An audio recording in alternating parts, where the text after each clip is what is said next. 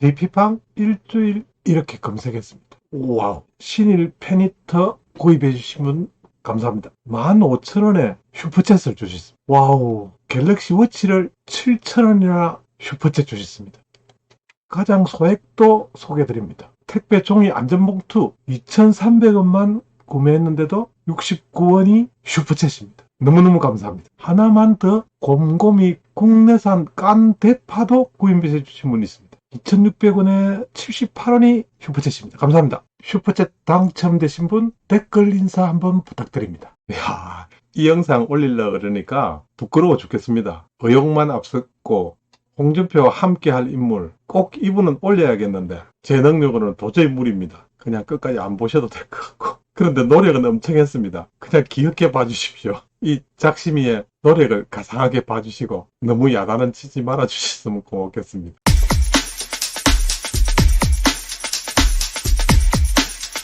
오늘 너무 어려운 과목을 택했습니다. 아는 것도 없고 무식한 사람이 웃길 줄도 모르고 어쩔 수 없이 제가 감히 이분을 소개할 수 있을지 모르겠습니다. 류석춘 교수님, 대한민국 국적의 본관이 전주입니다. 아버님께서 아마 여기 나오네요. 박정희 정권에서 정무수석 그죠? 예. 류혁인 공보처 장관까지 지내신 분입니다.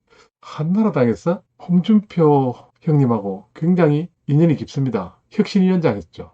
그때 참 2017년입니다. 뉴라이트 출신이라고 처음에 상당히 논란도 많았습니다. 특히 위안부는 매춘의 일종이 이런 발언 때문에 학생들이 위안부는 속아서 간 것이라고 이의를 제기하는 학생에게 지금도 그렇다. 한번 궁금하면 한번 해볼래? 라고 물어서 논란이 커지면서 자유한국당 탈당했습니다. 유석춘 교수라면 피해갈 수 없으면서 또 이것을 더 유명하신 분입니다. 오늘은 약간 새로운 각도에서 우리 류 교수님 한번 소개해 보겠습니다. 학생들에게 사회발전학을 강의하시면서 어떻게 하면은 지금 우리가 좌편향된 학생들에게 쉽게 접근해서 학생들을 왼쪽 성향에서 빠져나오게 할 수 있을까에 대해서 굉장히 고민하시는 분입니다. 그래서 오늘 글도 여기에 관한 것들입니다. 이런 문제 제기들을 학생들이 받아들이도록 하기 위해서는 다음과 같은 몇 가지 질문으로 이어가야 한다. 그 방법을 설명하고 있습니다. 5.16 이후에 이루어진 고도성장은 오로지 박정희 정권의 역할 때문에 가능한 일이었는가요? 이렇게 질문하면 대부분 학생들이 아니라고 반응한다. 그러고는 원론적인, 그래서 사실은 하나만한 이야기를 한다. 국민들이 함께 열심히 노력했기 때문에 이렇게 학생들이 반응한다 그럽니다. 그러면은 류 교수께서는 다음 질문을 이렇게 한다고 합니다. 국민들이 열심히 일하지 않는 시기가 있었나? 정치인치고 국민이 잘못이다. 이렇게 말하는 사람은 없다. 북한이 못 사는 것은 북한 주민이 열심히 일하지 않아서인가요? 이렇게 질문한다고 합니다. 그리고는 후진국 국민들도 열심히 노력하지 않아서 후진국이 된 것인가? 이렇게만 말해도 학생들이 수그러든다. 그래서 거기에다가 덧붙여서 이렇게 질문한다고 합니다. 그렇다면 박정희 정권의 앞단계인 이승만 정권의 역할이 대한민국 발전에 기여한 측면이 없을까요? 이러면 대부분의 학생들은 이승만에 대한 굉장히 좋지 않은 기억들 그렇게 배워왔기 때문에 학생들이 펄펄 뛴다. 친일파가 세운 나라인데 6.25 전쟁이 모든 것을 파괴했는데 전쟁 후엔 원조 경제가 전부였는데 부정부패가 만연했는데 등의 이유를 거론하면 절대 이승만은 아니라고 이렇게 반응한답니다. 학생들이. 우리도 지금 이렇게 반응하시는 분 없잖아 있을걸요? 지금 이 방송을 보시는 분도. 여기에서 스킬을 하나 이야기합니다. 이 대목까지 오면은 이승만 정부의 역할에 대한 논의로 바로 뛰어들지 않는 것이 좋다. 왜냐하면 아직 학생들이 마음의 준비가 되어 있지 않기 때문이다. 대신 다음 질문으로 넘어간다. 그럼 여러분은 박정희도 인정하지 않고 이승만도 아니라고 하니 결국 그 앞단계인 일본이 식민 지배하에 있었던 시기에 발전의 씨앗이 뿌려진 거라고 보는 건가요? 이렇게 질문한다. 그렇게 하면은 요 대목에서 학생들이 대부분 황당하다는 반응이 나오는데 대답은 못한다고. 이제 그 다음 수를 던진답니다. 그러면 필자는 질문을 계속한다. 류 교수는. 발전이 하늘에서 떨어진 것이 아니라면 발전의 역사적 뿌리가 있어야 하는데 박정희도 아이고 이승만도 아이고 그렇다면 식민지 시기일 수밖에 없는 것 아닌가? 설마 여러분은 나라를 넘긴 구한말이 대한민국 발전의 기원이라고 생각하는가? 이렇게 지금 구한말에서 35년 식민 지배로 착취당하고 미군정 3년에서 이승만 정부 12년도 부정하고 갑자기 박정희 18년으로 연결되어 발전이 이루어졌냐? 그것도 저것도 아니라면 대한민국의 발전은 뿌리 없이 갑자기 나타난 박정희 인물의 개인적 카리스마 덕분이라고 봐야 하는 겁니까? 이렇게 질문하면 이제는 한 반점 이야기를 이끌어 나가지는 것 같습니다. 무식한 제가 이걸 설명하려고 그러니까 좀 답답합니다.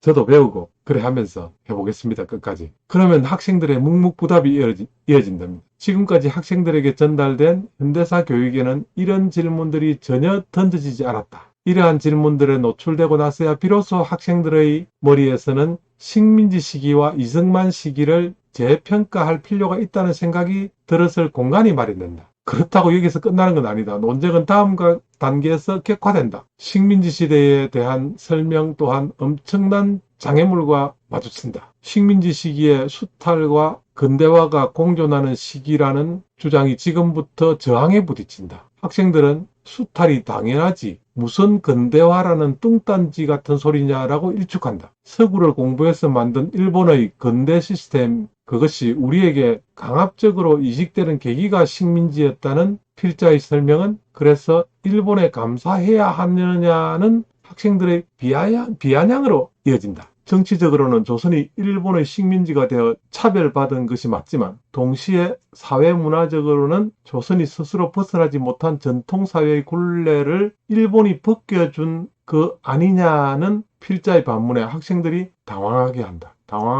그러나 곧 일본이 그렇게 한 것은 우리를 위한 것이 아니라 일본을 위한 것일 뿐이라는 주장으로 넘어간다. 그러면은 교수는 일본을 위하는 것은 맞지만 결과적으로 우리의 근대화에 도움을 주지 않았냐는 그런 주장에 대해서는 비난을 감수해야 된다. 학교, 공장, 감옥과 같이 시간을 관리하는 감시와 처벌 시스템이 아닌 근대라는 푸코를 동반하며 푸코가 뭔지 모르겠습니다. 미셸 푸코 이름입니까? 이거 다 알고 넘어가려면 오늘 밤 새야 됩니다. 넘어가겠습니다. 미셸 푸코. 일본이 조선을 근대로 훈육했다고 설명을 이어간다. 다른 나라의 식민지 경험과도 비교하면서 식민지는 전 지구적으로 근대화가 확산되는 과정으로 볼 수 있다고 부연 설명을 한다. 학생들은 그렇다면 식민지의 독립투쟁이 반근대적 투쟁이냐? 이렇게 반문한다. 이에 필자는 식민지의 독립투쟁은 정치적 독립을 위한 것이지 사회문화적으로 근대로부터의 독립의 전통으로 복귀하자는 투쟁은 아니다 라고 덧붙인다. 어렵습니다.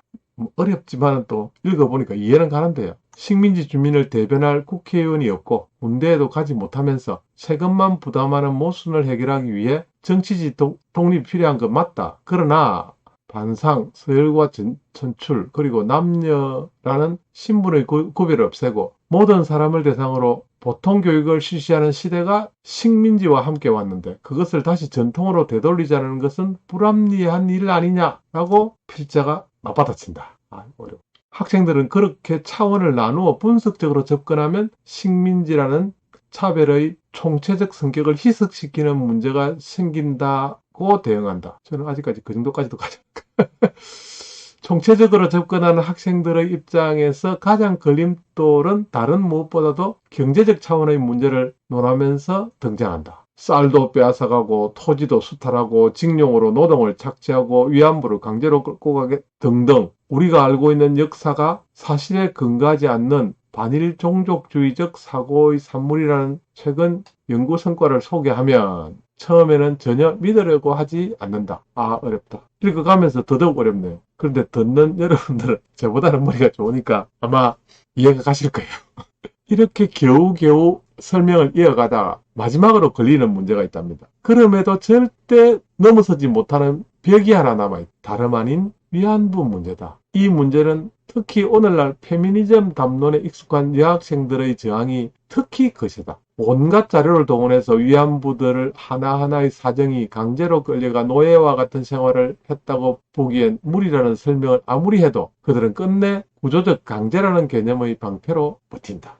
보기 어려워요. 왜냐하면 이렇게 증명이 되는 게 제가 이렇게 열심히 류석천 교수의 글을 읽고 열심히 이해하려고 노력해도 쉽지 않은 부분인데 어떻게 좌파 교육의 정교조 선생들 아래에서 교육받은 학생들이 대학에서 이런 것들을 빨리 수긍하고 넘어갈 수 있겠습니까? 그죠? 그건 제가 이해가 갑니다. 지금 제가 이 글을 읽으면서 이해가 갑니다. 그러면서 김병은 국사교과서 연구소 소장이 쓴 빨간 수요일이라는 이 책을 소개하네요. 이 수요일이라는 것은 수요 집회하고 관계가 있습니다. 이 책은 철저히 증거 위주로 쓰여졌으며 집필에 활용된 자료는 역설적이게도 정대협이 93년부터 2014년까지 30년에 걸쳐 심의를 기울여 발간한 총 8건의 위안부 정언집을 증거 자료로 쓰여졌기 때문에 피해자 중심주의의 검과 옥조로 삼고 있는 학생들은 그래서 더욱 이 책을 외면할 수 없다. 그래서 오히려 이 책 내용에서 학생들을 이해시키는데 상당히 효과적이다. 저자는 일본군에 의해 강제동원된 경우는 아예 존재하지도 않고 존재할 수도 없다고 단언한다. 저자의 치밀한 분석의 결론은 여성가족부에 등록된 소위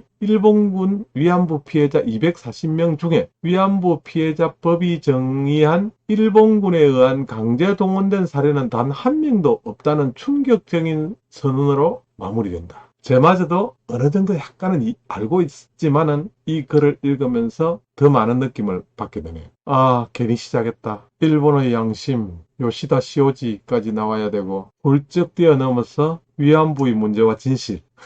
아, 어려워요. 단 5분 만에 한번 이것을 제대로 한번 설명해 보려고 시도했는데 하기야 유석준 교수도 정열적으로 몇십 년을 이렇게 싸워왔는데도 해결 못하는 걸 제가 어떻게 5분 만에 너무 무리였습니다. 다른 분이 보면은 이 비디오를 보면은 욕만 할 것 같습니다. 근데 제 성의만 좀 알아주십시오. 저도 제대로 된 역사를 알고 싶고 또 그 다음에 왜곡된 이런 역사들이 자유시장경제 민주주의 대한민국을 이끌어 나가기 위해서는 꼭 알아야 할 사항들이기 때문에 저도 이 부분에 대해서 강조해서 한번 도전해 봤습니다. 그런데 그 도전은 실패인 것 같습니다. 맨 마지막 단원을 한번 읽어드리고 마치겠습니다. 방법이 없습니다. 저도 손들었습니다. 그 사이 필자는 2020년 8월 정년을 맞았다. 유석천 교수가 정년을 맞았네요. 그리고 2020년 이 글을 쓰는 현재는 이미 정년을 1년 넘긴 상태다. 2017년 사건이 벌어지고 벌써 만 2년의 세월이 흘렀다. 이 학생에게 앞번에 제가 말씀드렸던 위키백과에서 말씀드렸던 그 사건만. 그러나 2년의 세월이 만들어준 혜택도 없지 않다. 만약 지금 필자가 다시 사회발전학 강의를 한다 하면 이제는 학생들에게 읽힐 좋은 텍스트가 많아져서 고맙고 기쁘다는 말을 할 수 있게 됐기 때문이다. 예, 그 책은 빨간 수요일, 앞으로 좀 올라가겠습니다. 이 빨간 수요일, 이런 좋은 책과 김병헌 소장이 쓴 빨간 수요일, 그리고 반일 종족주의, 이영훈 교수의 반일 종족주의가 정년을 넘어서 지금에서야 이런 칼럼을 쓸 수 있게 만들었다. 그런 내용입니다. 죄송합니다.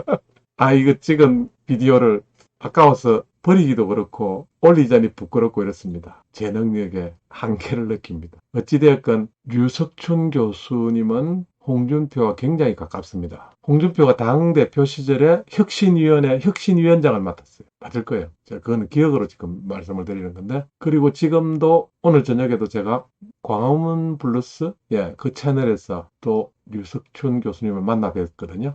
아무튼 앞으로 홍준표와 함께 하실 멋진 파트너, 아마 류석춘 교수님이 그 순위에서 상위 랭크가 될 것은 저는 분명하게 믿어 의심치 않습니다. 홍준표 정신을 만들어갈 인물 찾고 있습니다. 계속해서.